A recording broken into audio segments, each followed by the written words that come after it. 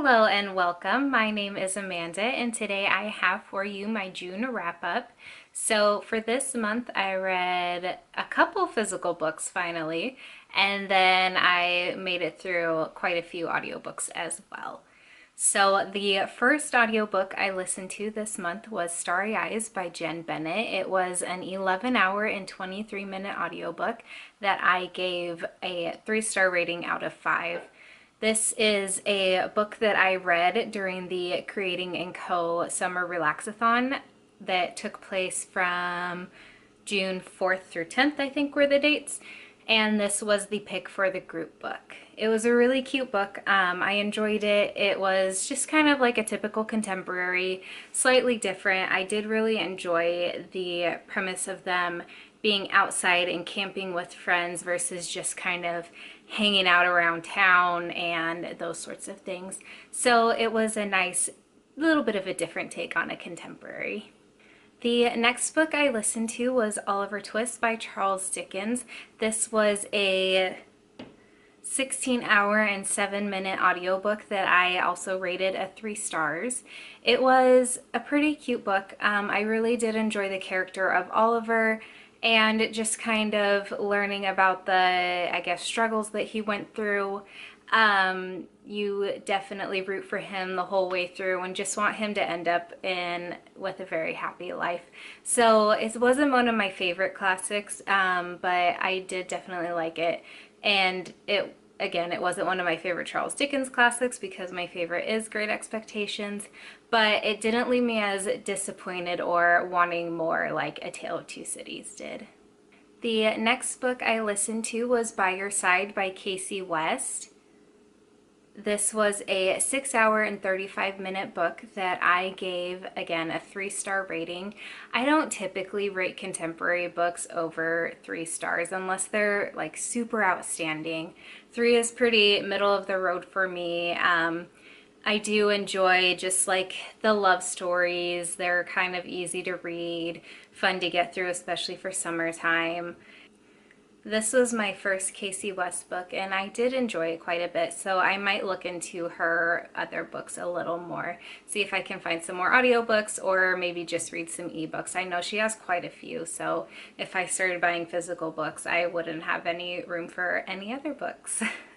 And the last audiobook I listened to was actually a reread for me. I read the physical form of this book back in like my sophomore or junior year of high school, I think, so over 10 years ago. And I've had this book on Audible for quite some time now, so I did want to give it a reread and just revisit the story again. That was Bless Me Ultima by Rudolfo Anaya, and this was an 11-hour and 16-minute audiobook that I gave a 4-star rating. It took a while for me to kind of remember what happened, which I guess is a good thing because it was kind of surprising again.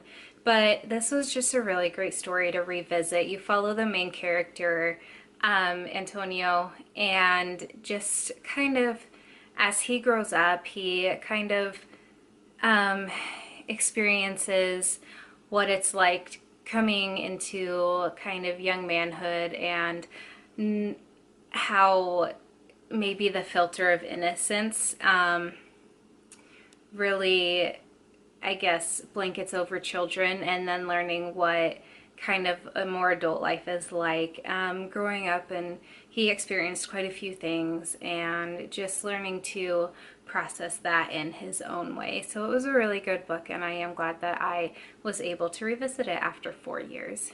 So for this month, my total audiobook hours listened to was 45 hours and 21 minutes. It's quite a bit lower than my past couple of months have been, but that is okay with me. Overall, I think I read some really decent reads, and they were well worth my time. The first physical book I read this month was Around the World in 80 Days by Jules Verne. This copy is 192 pages, and I gave it a 3-star rating out of 5. I really enjoyed this book. It's a classic. It's a very short classic, but I feel like it's kind of a timeless one, even though now it obviously wouldn't take 80 days to get around the world because we do have airplanes that could get us places in a much shorter time than that. But just the travel and the places they visited, the people they ran into. I feel like the character development was really good. Passepartout was my favorite character. He just had a lot of comic relief, and I really liked the main character, Mr. Fogg.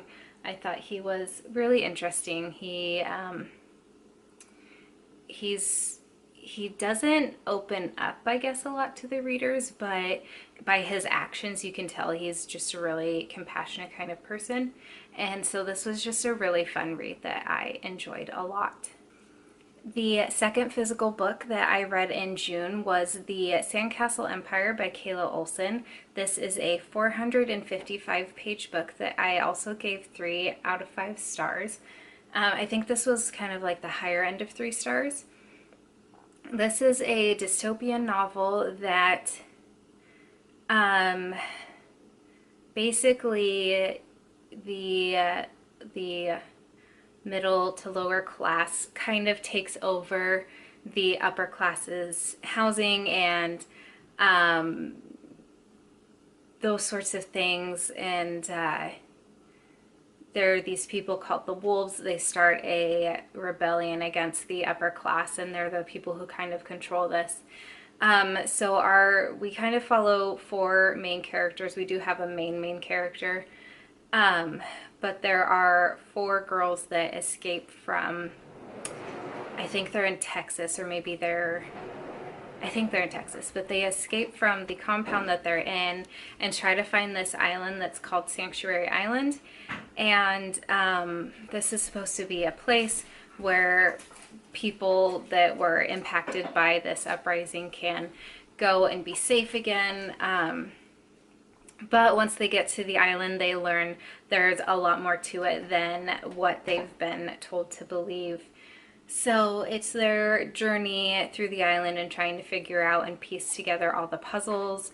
There are these pirates that end up coming to the island together, and the 2 groups just kind of merge, and we learn even more stuff. I really enjoyed this book. I thought it was an interesting take on a dystopian novel. It's kind of, to me, in a way, like Waterworld, minus the planet flooding. But just you've got your group of people who rule the land and kind of partially the seas and stuff, and there's not a lot of good places left out there. So this was a good book. I do recommend it. The cover I have is the Owlcrate cover. The normal cover is mostly green. So yeah, if that's why you're wondering why this looks different, that is the reason. And then the last book that I read for this month was Outlander by Diana Gabaldon. I read a whopping 63 pages, which is more than I read the month previously. I'm almost halfway now. Just working my way through it. I'm struggling with it quite a bit because I'm really tired of the sex scenes. Like, honestly, that's all. Skylar's making some inappropriate motions to my left. But yeah, I'm really sick of it. It's like every single chapter they have to do it. And it's really annoying to read through. I don't understand why adult novels have to incorporate that so much. I literally just want to read about the Scottish Highlands. That's all I want. But I feel like Diana Gabaldon is living out some secret fantasy in this writing, which is fine. Like, good for you if that's what you want to think about. But I don't need so many pages of reading about their intimacy. So anyway, the total number of pages I read this month was 710, and my average star rating was 3.2. So overall, it was a pretty good reading month for me. I hope to read some more great novels next month and finally finish Outlander so I can maybe move into the others that I have sitting behind me there. I would love to know what your favorite read for this month was, so if you feel so inclined, please leave that down in the comments below and I will chat with you there until my next video. Bye!